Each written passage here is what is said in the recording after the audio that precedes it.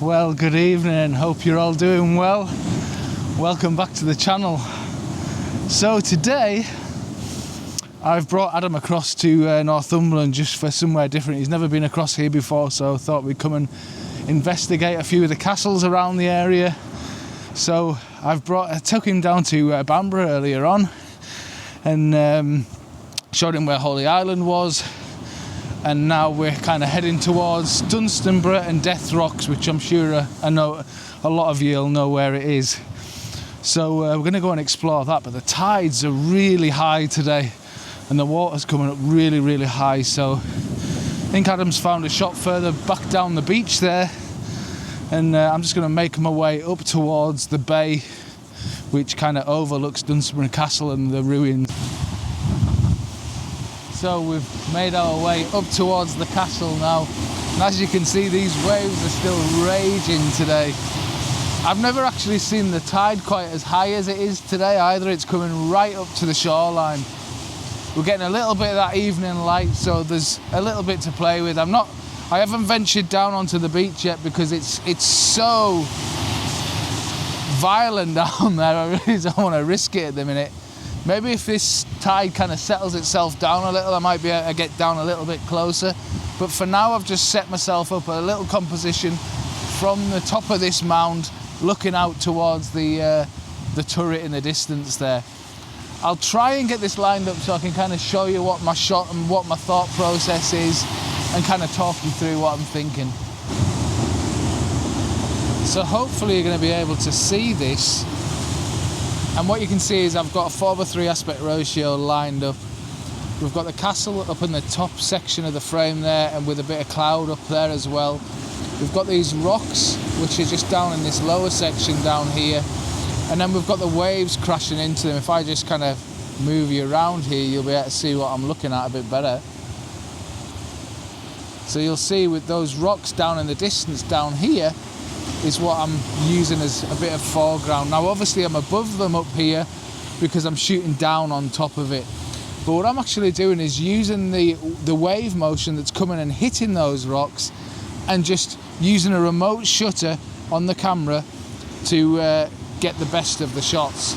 Now the reason for that is if you've got a 2-section timer on it, obviously when you press that shutter you've got that delay, so I'm using the shutter release so I can time it and look for the best waves that are coming in.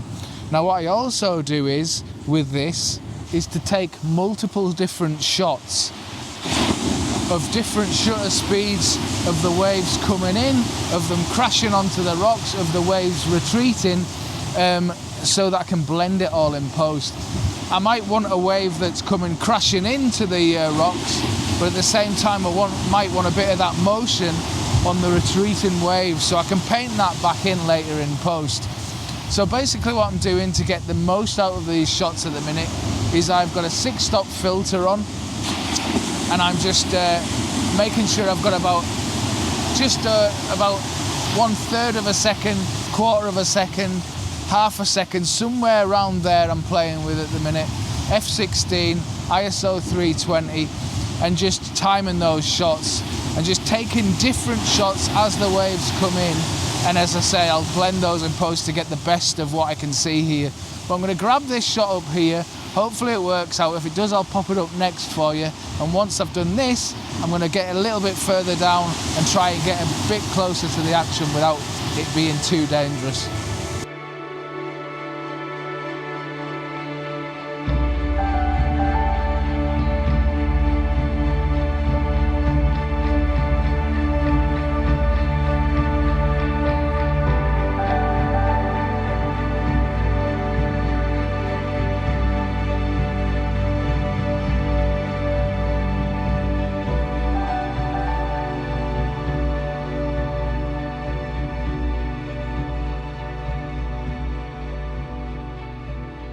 So I've actually moved down a little closer now because the tide's not coming right up, so I think it's a little bit safer.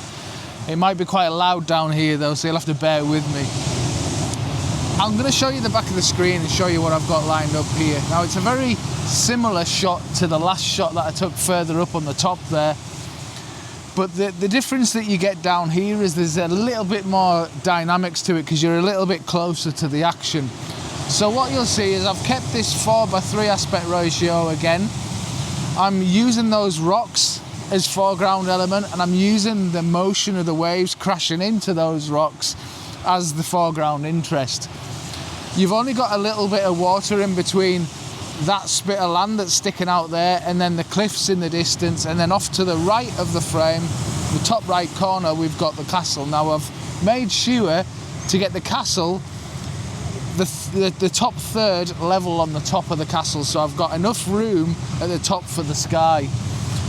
In the lower section I've got more of the rocks and more of the wave action going on. Then in the mid section, in the mid ground, I've got the rocks themselves and then the waves coming through. But you can see how dynamic the waves are as they're rushing through.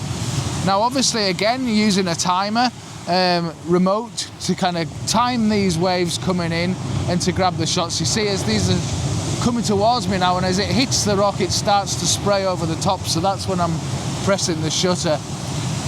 Now the other thing I'm waiting for is the waves to recede out, same as I was before, just to give me different options to play with. I might not use them, but as long as I've got them, they're there. So it's just a case of waiting for the waves to come in, because you'll notice that you get a few waves that start to be kind of low energy, and then after a while the bigger waves start to come through, like this one coming now. Now I'm taking a shot as they roll, and then I'm taking a shot as they hit those rocks. You've also got the waves hitting the cliffs in the background as well to add a little bit more dynamics to it.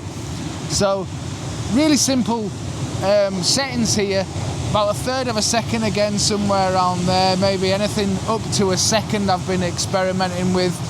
ISO 320, f16, and just playing with the different shutter speeds.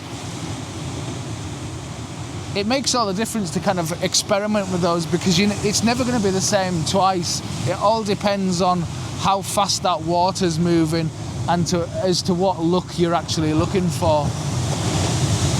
But I just keep firing off shots, so I've got plenty to work with, and I'll pop this shot up next for you. I'm just waiting for a little bit of colour because we are starting to get towards sunset now. I don't think we've got too long before sunset, so hopefully we'll start to get a little bit more colour in the sky.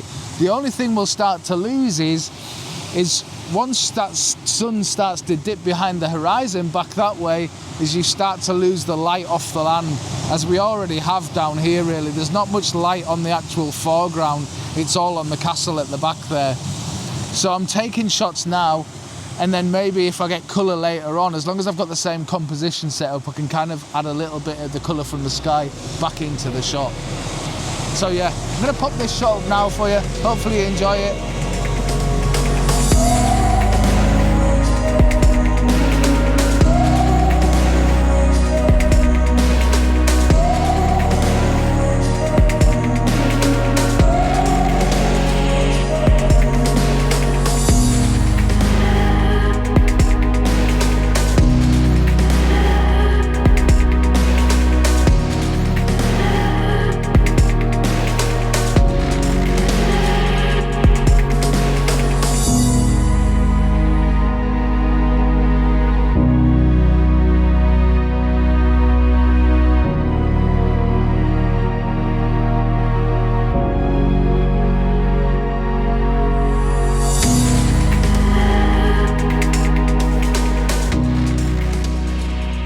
So now that we have that classic scene with the water and the dynamic movement in it, I'm going to get a bit closer to the castle itself and try and isolate the castle with the sky behind it and see if I can make something with that. Just something a little bit different.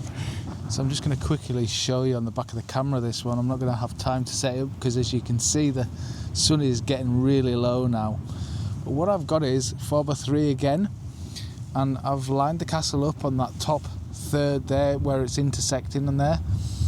We've got the path leading in from the bottom corner here on the right, and it leads itself through the scene right the way round and into the scene there. We've got some beautiful light happening up here. A little bit much blue sky at the top of the frame that I'm not overly keen on, but at least we've got these beautiful clouds moving in from the right that really help to kind of give a little bit more interest than just boring blue sky. I'm not the hugest fan of blue sky, but just making the most of what I have here because the light is absolutely beautiful.